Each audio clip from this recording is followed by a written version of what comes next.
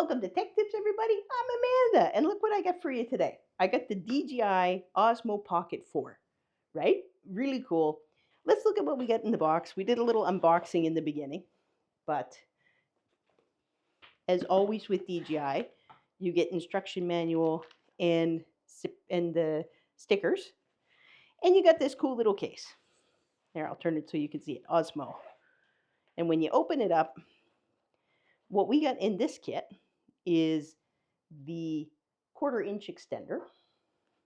We have a USB-C charging cable. We have a little lanyard, and we have the actual device, which has on it a gimbal guard. There you go. Let's check that out. Really nice. Here again is the gimbal guard. This is new apparently to these. I wouldn't know except for that I looked it up. And yeah, it's just to protect it so when it's in the bag, there's not any issues of the gimbal being bent or forced against its will. So there you go. If it's in your backpack or your pocket, because it does say pocket on it. The case is kind of neat. Got a little mesh divider with a snap that holds the other accessories in place. And yeah, there you go. Now, I did pick up separately some other accessories because you can get a creator's kit that comes with a whole bunch of stuff, including a wide-angle lens. At the time, it didn't interest me so much. So I got the fill light that hooks on the back and some ND filters to take a look at. All right, but let's get right into this first. There's a lot to say about this little guy. I think from the 3 to the 4, and again, I have never used one of these before, but the two main differences that I can see is this has slow-mo at 4K 240, whereas the 3 only has slow-mo at 4K 120. So, and the other big change, the other big additive that I can see is that it is internal storage. So you get 107 gigabytes internal storage in this. You can still add a memory card right here if you want a little micro SD, and you can increase that storage quite a bit. So that's good. There are some differences between the original Pocket 3 1-inch sensor that is CMOS and this one's 1-inch sensor says it's new. It also has a better battery life in it, so that you're supposed to be able to get 240 minutes out of this, but I'm going to briefly, well, it sits here, pointed somewheres. I'll briefly just go over some of the other major features in this. It's got 4 times zoom when you're in video mode, and it has a 2 times zoom in photo mode.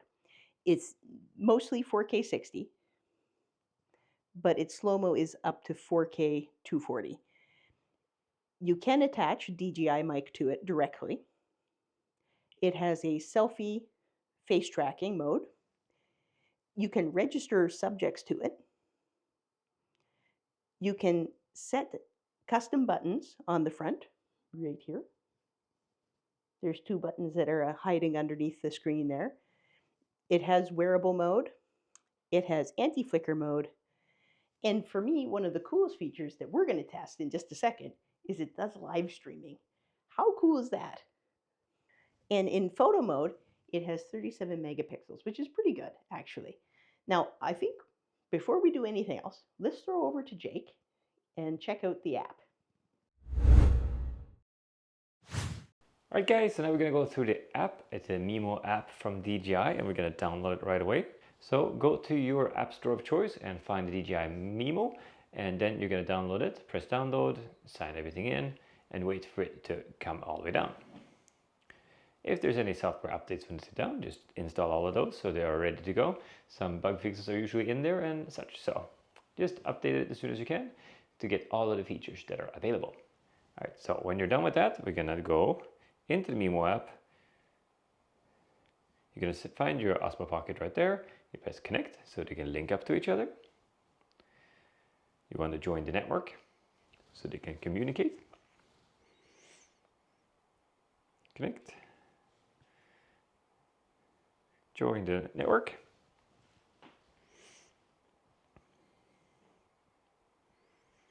There you go. And in the camera in the middle, you have all your controls of the actual device.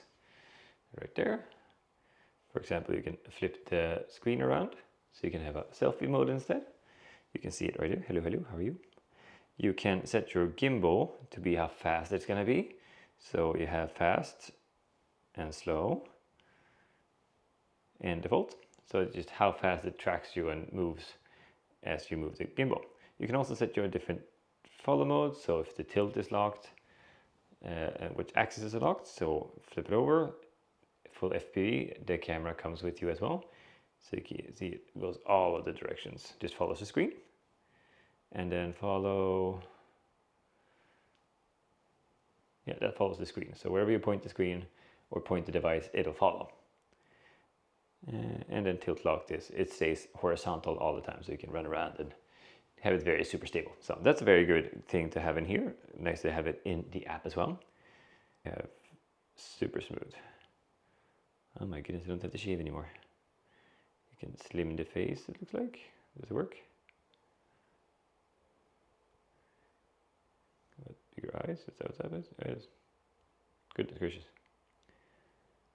Remove dark circles. Remove dark circles. Oh my goodness, I probably have to take the eyes down. My goodness, that was weird. Oh my goodness, so many features you can have in here. So now it's a little bit smoother. And I should record that as well. Might as well record it on it. You can set your record settings here. You have record in 4K 60 at the moment. You can see the same on the screen. You have all of your settings in shutter and such. Can you do the gimbal? Manual gimbal control, you have to have that as well. Great if you're gonna set this up somewhere high, for example, and you wanna see, get a time lapse over crowds or something, you can attach it somewhere up there and you can set the shot you want and then film from there. That's awesome. Also, if you want to do a fake drone, you can put this on a stick and raise it up and you can still see what you're shooting without having to get any of the rules and regulations recording the drones. You just have pretty much the same thing, only without the wings. That's pretty cool. Let's see, what else can you do? You can watch your media, you have your gimbal, you can flip your screen. What settings do you have? You have your grid, you have beautify, put on beautify, can I activate it? Off. You have focus mode, continuous or centered. Autofocus is on. Enable Pro, can I do that from here? Grid lines, there's the grid lines. So I can get the lower third, upper third, good, nice. A little bit of helpful tools there. Do I have my shooting things? Maybe I can do that when I'm live. Pause the recording from the phone to the device, nice. Here I have the video frame rates. I have full auto, or I can set my ISO, set the ISO range as well. So I have a max ISO, for example, that's great. Oop, dropping the phone. You can do some different, what do you call it? Filters as well, and how much they're gonna use, how much intensity they're gonna have. So, right, so in the bottom here as well, you have your different shooting modes. Time-lapse, hyperlapse, slow motion, low light, video, photo, pano, and live stream. So let's check out the live stream. So we can do a RTMP where you have the stream key and the HTTP link. So HTTP link and a stream key, so you can find it on your Facebook, YouTube, or broadcast channel if you have that as well. But if you have a YouTube channel, you can go in, start the settings, and you can link it to your YouTube account. And then you do the same thing as you go live straight to YouTube or upload videos. You have to pick your network. You have to describe your live stream. Testing Osmo, testing Pocket 4. No, it's not for kids. Set it to private because I don't want to go live. Then you can post it later if you want to, if you like it. 25 frames, do it on auto, either smooth or HD otherwise. You can watermark it, and down there is your account, which account you're linked to. So you just hop in there, you pick your account and log in and approve everything. And then you should be able to just start a live stream straight from the camera. So push it, activate it, and the live stream is now in progress. So now we are live to private on YouTube, so you can see this live. But if I wanted to, I can post this right after I'm done recording and do it that way too. So if you don't want to do full live, you can do live to tape or live to YouTube basically, and then go live from there. So that is a great feature as well. I'm going to end the live stream here. Thank you so much. I hope it sounded nice and looked nice. There we go. And live stream. Very convenient. You can do that straight from your cell phone with just a camera instead of using the phone's camera and selfie mode and like that. Now you can actually have a proper camera, full 4K with gimbals and everything, so you can get some movement as well. All right, guys. To connect the microphone, it's usually swipe down and find mic. TX1. Power on DJI Osmo audio and pair. So turn on the audio. No, it's the link button. There, now it's blue. Link.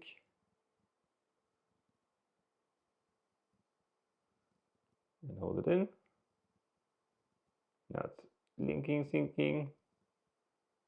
There, and now it's paired. Battery level 100%. Continue. And now you can see that you have audio levels on the microphone itself.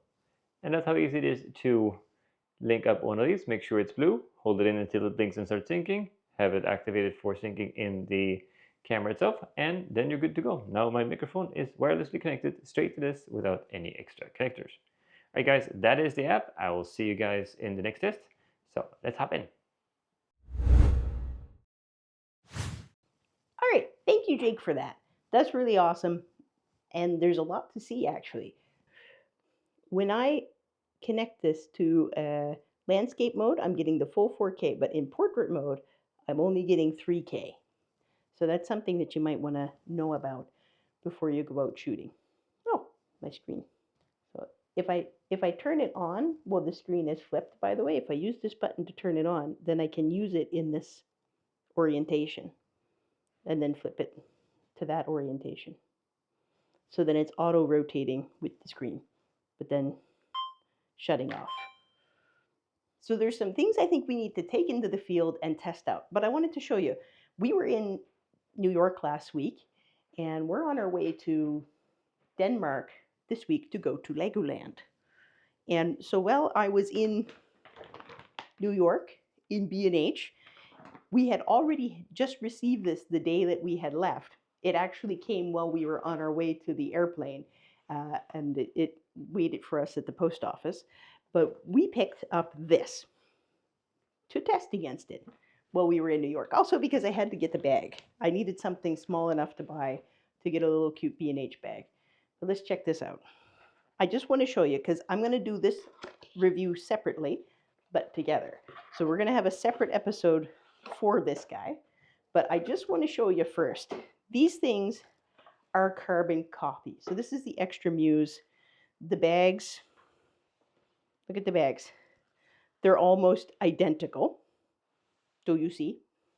And when I open it up, it has the same, look, there's the DJI snap pouch. There's the Muse's snap pouch. Here is the DJI's 1/4-inch extender with USB pass-through, by the way. And here is the Muse's 1/4-inch extender with USB pass-through. Do you see that? They're identical, pretty much. Even the pad root on the inside is identical, pretty much. It's wild. And the Muse has USB-C and a lanyard. And here it is. They are so similar. Now, I've seen some people do a comparison between the Muse, because it's been out for 4 months, and the Osmo 3. We're going to put it against the Osmo 4 and see what we can do. All right, now, for tests, we're going to head out to Legoland and test some of the other features while we're over in Legoland.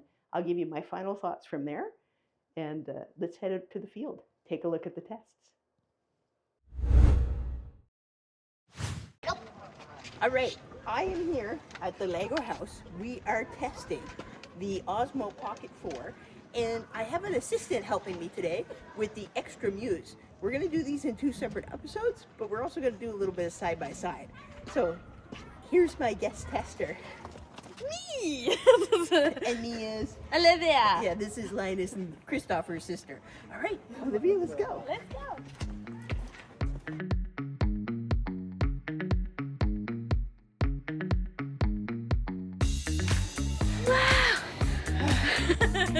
Okay. Look at that one! Oh gosh. That is so cute. All right.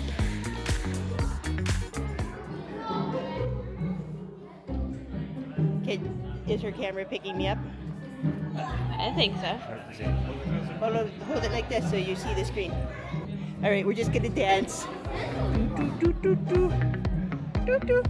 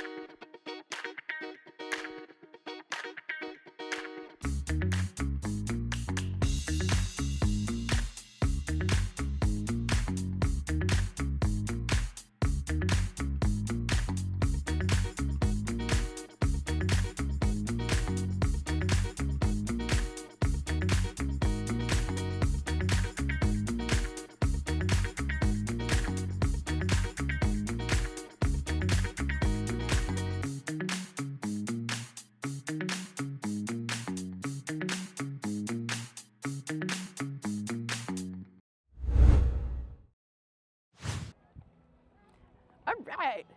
So we're here at Legoland. I think there's the main entrance behind me. And I have the Osmo Pocket 4. I'm doing a vlog test. What I got on me right now, though, I have the DJI Mic 3. Yeah. All right. So that's... Even the airplanes move. Okay, hold on a second. Check this out.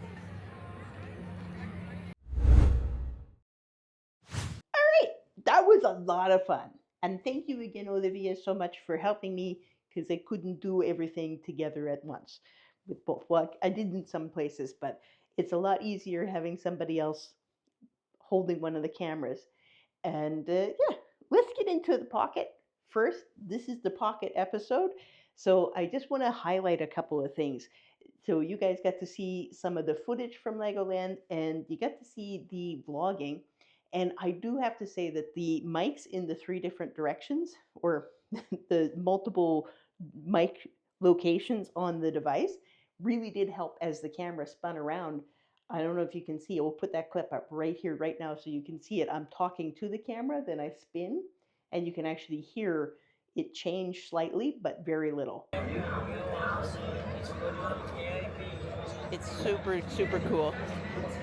All right. Yeah. All right, so that's... Even the airplanes move. Okay, hold on a second. Check this out. Right? So it has really great pickup with the mics that are on board. But now if we listen to just a little tiny clip from me vlogging with the DJI mic attached, take a listen. A vlog test. What I got on me right now, though, I have the DJI Mic 3. So definitely a huge advantage that you can connect a DJI mic straight into it. You can with the extra as well, which is a nice feature, but it does make a difference. I'm always a big proponent for microphones on your body because you will get better performance than having a microphone that's on the actual device, unless you have like a good shotgun microphone with a windsock and everything. Although it worked really well for vlogging without the extra microphone, there was an improvement with it. Overall, using this device was super, super simple, super easy. I want to show you here, just want to show you how well the tracking worked in Legoland. So take a quick peek here.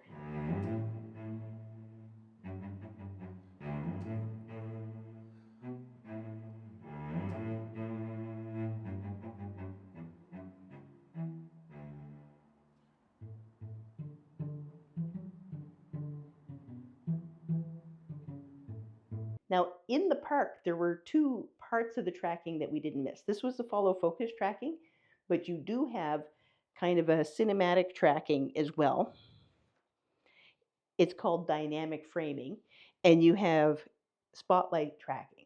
So let me just flip over outside to Jacob really quick, and he's just going to show you the two types of tracking that aren't just the autofocus, but how the gimbal follows you in this.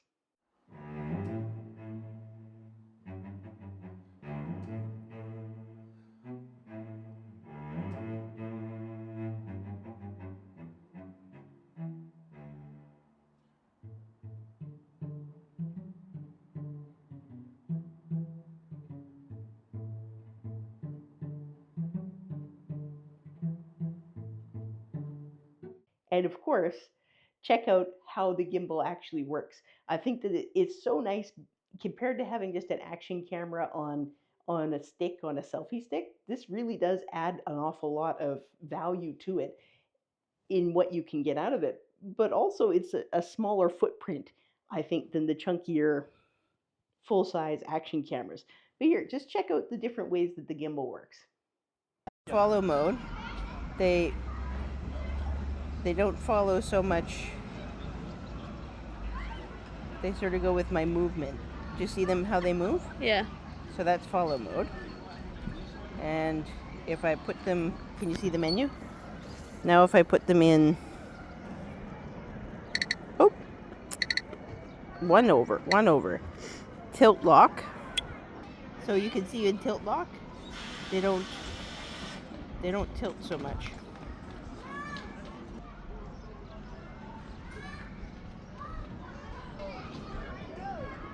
This one. So the next one is FVP. So that will be a lot more, it's following my movement. Okay. So up, down, lock. Camera always keeps the same direction with the touchscreen.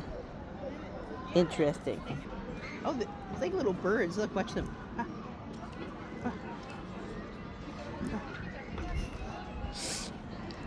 Okay, so another great feature, 240 slow-mo in 4K frames per second, and you can actually see it. I'm going to throw in the clip from the extra that only has 120 frames per second in slow-mo, and they both look great, but I definitely give the edge to the DJI in this. It looks so incredible. Check it out.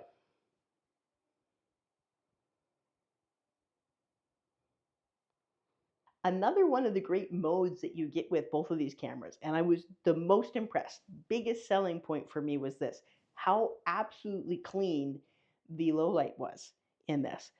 We were going through this aquarium, and then we were going on this pirate ride that you saw, and even the body cameras didn't do justice to how dark it actually was inside these locations. But I couldn't see with my own eyes in the pirate spot in some places it was so dark, but I could see on the camera what it actually looked like. So the low light was incredible on both cameras. Again, I give a slight edge to the DJI. I do think that it was a lot cleaner. If I just show you the side by side, which you'll see in our comparison episode as well. But man, it was so clean and so clear. So one of the big concerns we used to have for years as videographers and TV people was going into churches or concert halls or auditoriums where you had lower light. Not that I would record a concert with this, but the technology has come so far. It's incredible. Something else in terms of the quality, I'm blown away by how nice the D-Log looks. It's actually incredible. You're getting 14 stops of dynamic range here. And we'll just show you also, this is outside in the bright sun. Side by side with the extra, you actually can see that the DJI saves the sail. All the settings were the same, but you can see the pirate logo on the ship better than you can on the extra. But something we didn't do was kind of a low light dynamic range. So we'll use our little pirates here and do a little low light test for you so you can see what they look like. All right, just take a look here at we got a time lapse, we got a motion lapse, and we got a hyper lapse. They're all a little bit different. Just take a look. They did really good.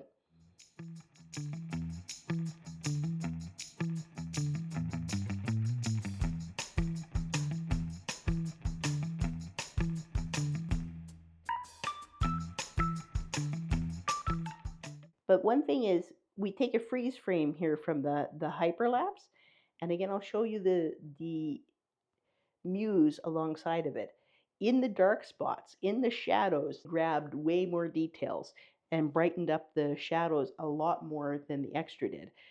And maybe you prefer the darker look, but I love the detail that you're actually not losing, and it's automatically bringing it out for you in this.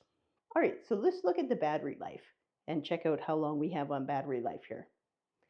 And the DJI actually is rated for 240 minutes. It came in at 2 hours and 15 minutes, which is roughly 135 minutes. Then photos.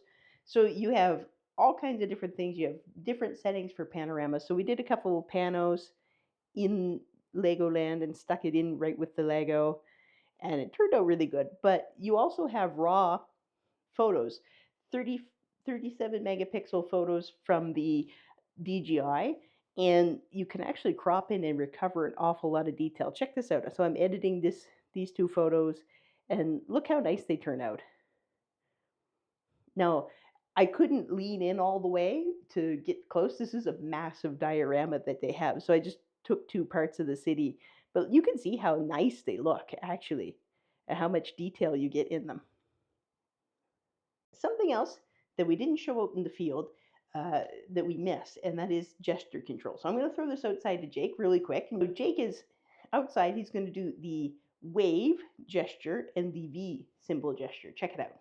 There were a couple of things in this as well that we wanted to point out. So this does do a 4 times zoom in on the device, and I'll just record here. You can select to do the zoom in, or to do you either have gimbal control, which is what I have here, or you tap here for the zooming in. And so I have zoom in.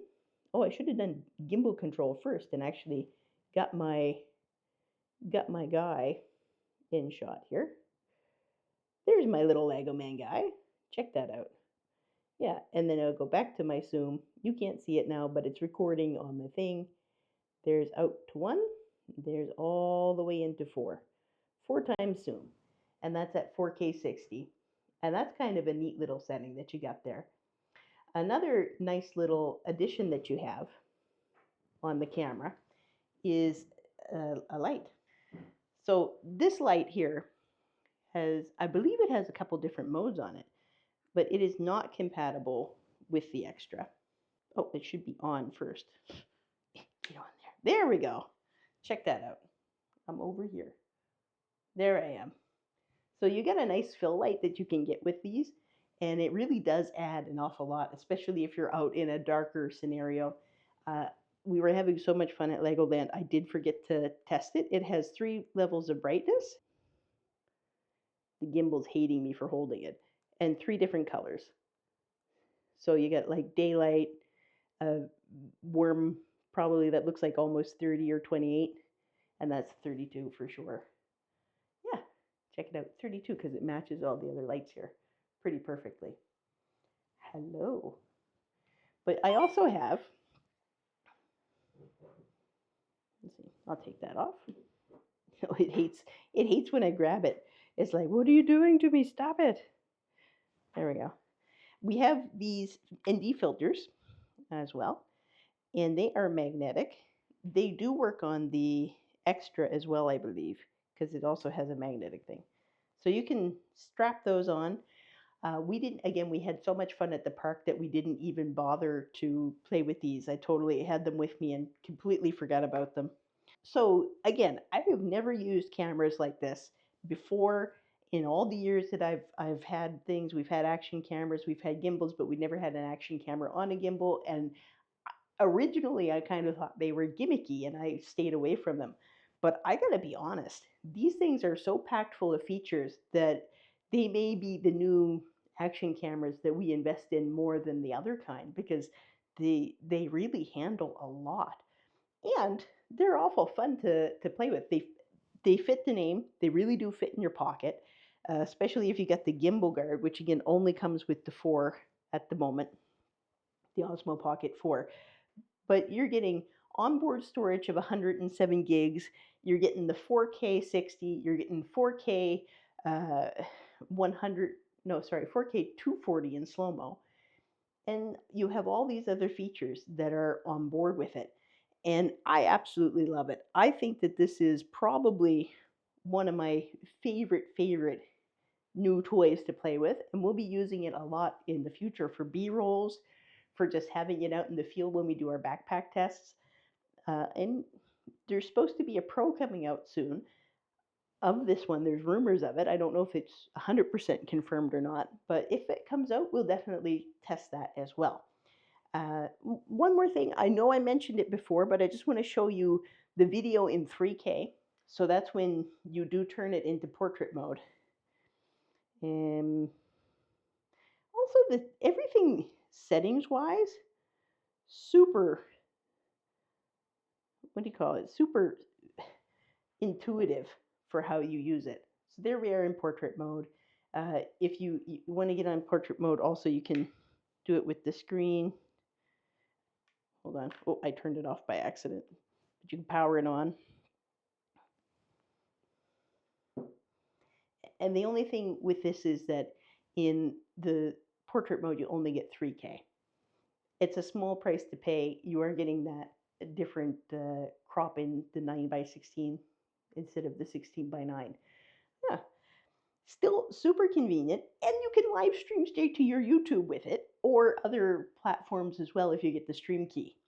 Major uh, advantages in having something like this on board. And at the end of the day, the camera you have with you is the most powerful camera you have, not the one that you left at home because it's too big to fit in your backpack, like our C400, which I love. But, you know, something like this, you're going to capture a lot more moments. So if you're looking at it for family or for vacation or for giving it to your kids, because our kids have run around and played with it too, and they love it, it's great. If you're looking at it from a professional vlogging standpoint or as something to add to your production, definitely. The quality of the pictures, the photos, the video, everything, I really like it. So I give it 2 Amanda thumbs up if that's a thing. And I hope you guys like and subscribe. We have a double episode. So next up is the extra and then the comparison. I'd like to thank all of our Patreon, Igor, Simone, Christopher, Tim, and anybody else who's joined. Thank you so much for standing with us. And if you guys want to be a part, we have discussions. We're planning a photo tour. And yeah, we have giveaways all the time. So I hope you guys like and subscribe. We'll see you in the next one.